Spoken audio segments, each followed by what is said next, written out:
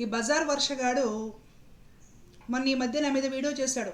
గులిబింద నన్ను రోడ్డును పడేసింది అనుకుంటూ ఏడ్చుకుంటున్నాడు టైటిల్ పెట్టి. నేను సమ్మర్ హాలిడేస్ కదా, పిల్లలతో ఫ్యామిలీ ట్రిప్కి వెళ్ళాం. వీడికంటే పని పాట ఉండదు. ఒక ఆఫీస్ పెట్టుకొని కూర్చొని పొద్దున లేసిన దగ్గరుండి బెగ్గర్ అడుక్కు తింటూ డబ్బులు ఇవ్వండి, నాకు డబ్బులు ఇవ్వండి, డబ్బులు ఇవ్వండి అనుకుంటూ ఎవరెవరు తగులుతారో వాళ్ళ మీద వీడియోలు చేద్దామని వీడియోలు చేసుకొని దాని మీదే వాడు బతకాలి. మనకంటే పనులు ఉంటాయి కదా, వీడు చేసిన వెంటనే వీడియోలు చేయాలంటే ఎక్కడ కుదురుతుంది? వీడు ఇష్టం వచ్చినట్టు నోటి దోల కొద్దీ వాగుతున్నాడు. 4 చెప్పు దెబ్బలు పీకకపోతే వీడు మాటలతో వినేట్టుగా లేడు. ఇంతకీ వీడిని బజారు వర్ష అని ఎందుకన్నాడంటే, వీడు ఆ వీడియోలో బజారు బ్యాచ్ అంటాడు.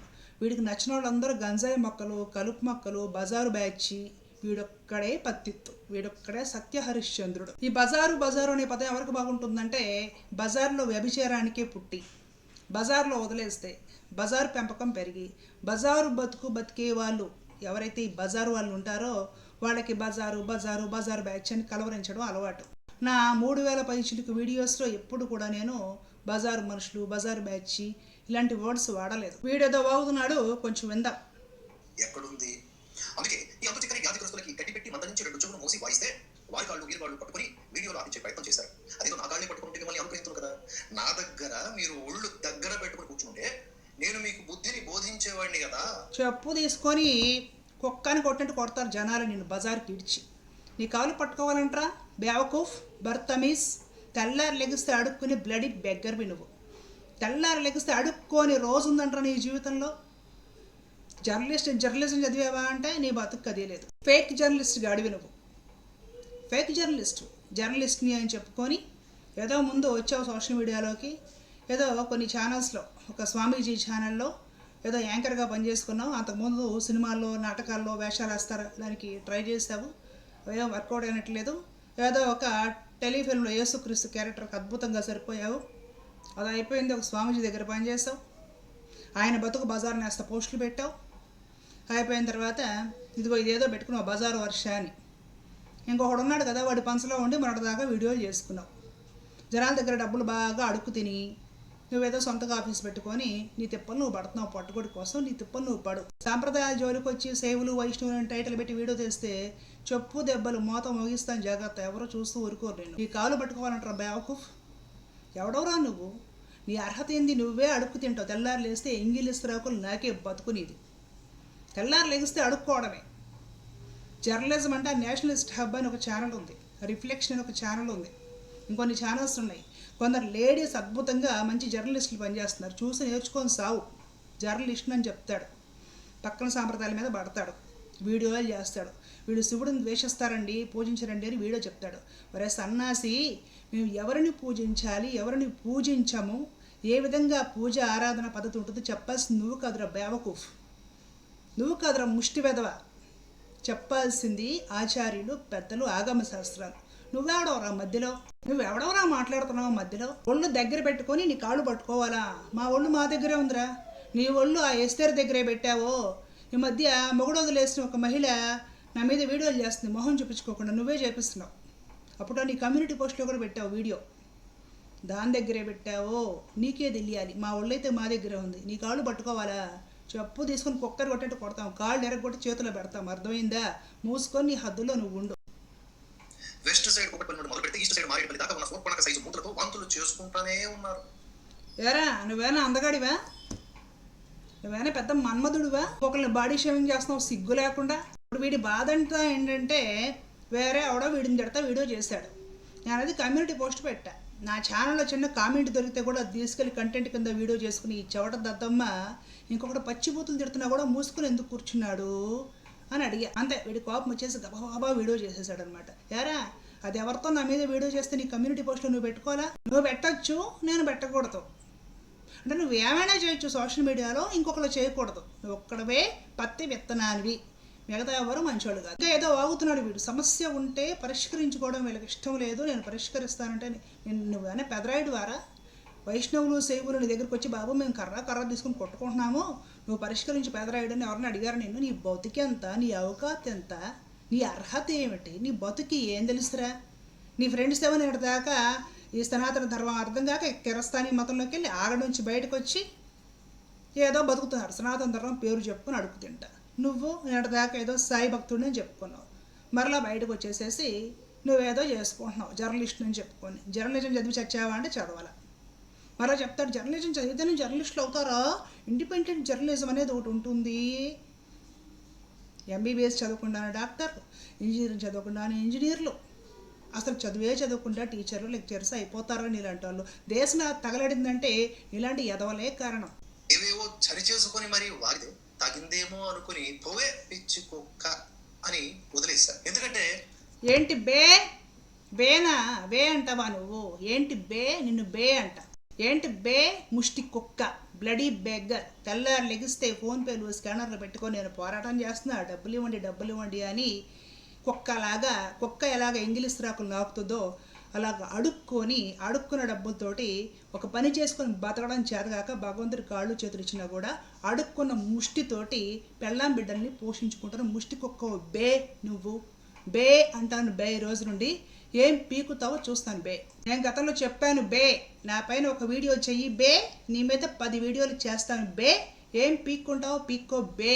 తెల్లారలేసి అడుక్కు తినేవాడివి, ఆ డబ్బులు సరిపోకపోతే ఆ రత్నాల వ్యాపారిని అందరిని బెదిరించి బ్లాక్ మెయిల్ చేసి బారు బయట పోలీసులు దొరికి తీసుకెళ్లి లోపలేస్తే వాళ్ళ కాళ్ళు చేతులు గడ్డం పట్టుకొని బతుకులాడి బయటకు వచ్చి మేము యూట్యూబ్లోని బతకాలి, వేరే పని చేసుకుని బతకలేమని ఆ రత్నాల వ్యాపారికి చెప్తే సరే పోలే అనేసి వీళ్ళు మంచోళ్ళు అండి, ఏదో పొరపాటు అయిందండి అనేసి ఒక వీడియో చేపించి అది చూపించుకుంటూ నిష్టదరిద్రం ఒకటి బతుకుతున్నావు నువ్వు.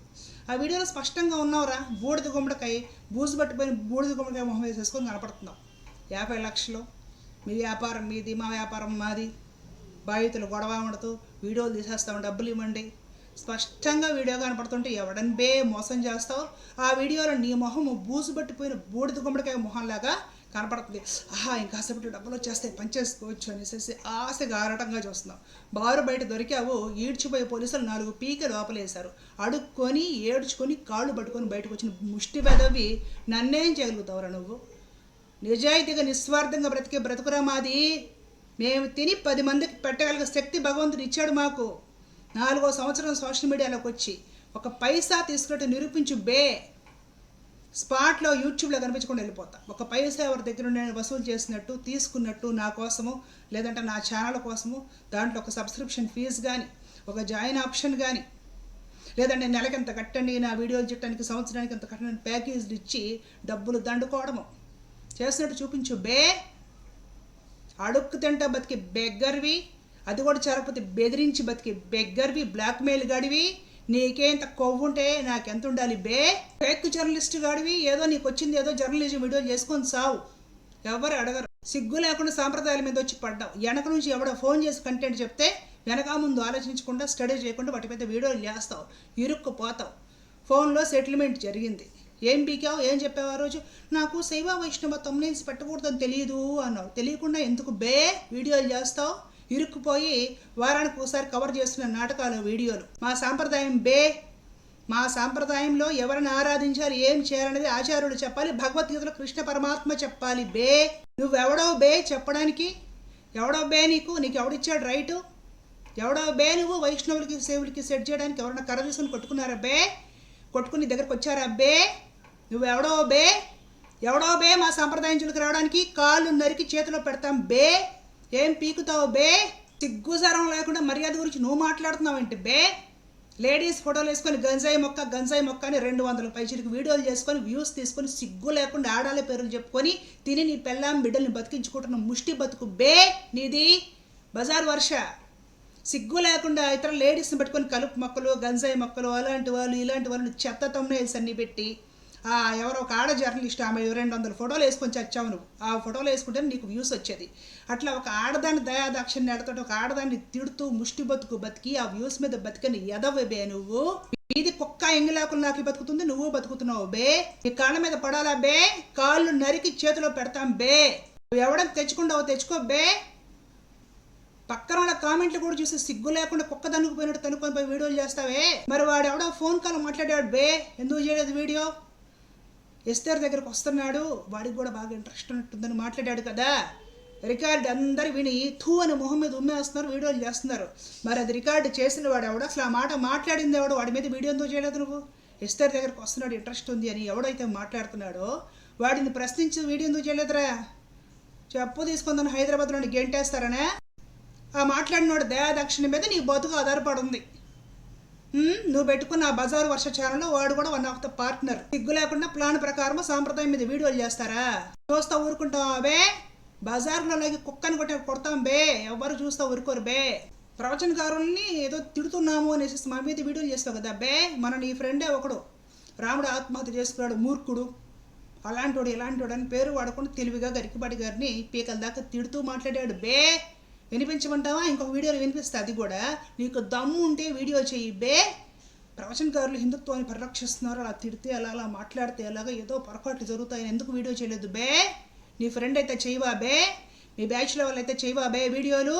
మేము తేరగా దొరికామా బే నీకు? ఏదో వాగుతున్నా నా రోమం కూడా పీకలేరు అని. నీ రోమాలు ఉంటే కదా బే, నెత్తి మీద బొత్సు ఉంటాయి కదా బే పీకడానికి. ఆల్రెడీ బత్తడిప్పరా వచ్చేస్తుంది బట్టదాలని, నీకు ఎనక తిరిగి చూసో కనపట్లేదు కాబోలు నీకు.